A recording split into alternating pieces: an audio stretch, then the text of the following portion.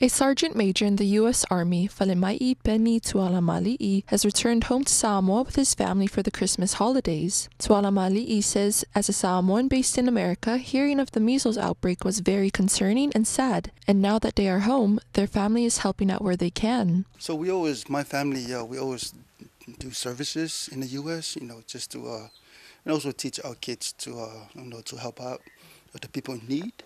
And that's the reason why we out here trying to help out, but the main reason to visit our families and friends here in Samoa. The Tualamali'i family are from Vailima but live in Colorado today. They are volunteering alongside Helping Hands, a group providing food and donated goods to families directly affected by the measles epidemic. To see what's going on here in Samoa, it's tough as a Samoan, born and raised here, and it's especially our young kids, so it's really tough.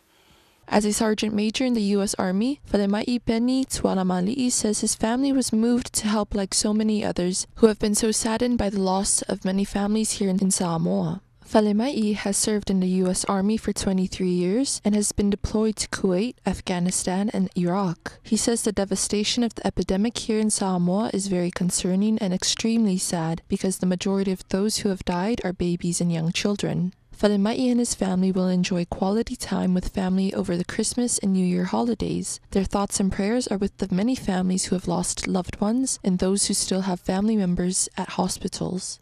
Francine Elisaya for Telefo.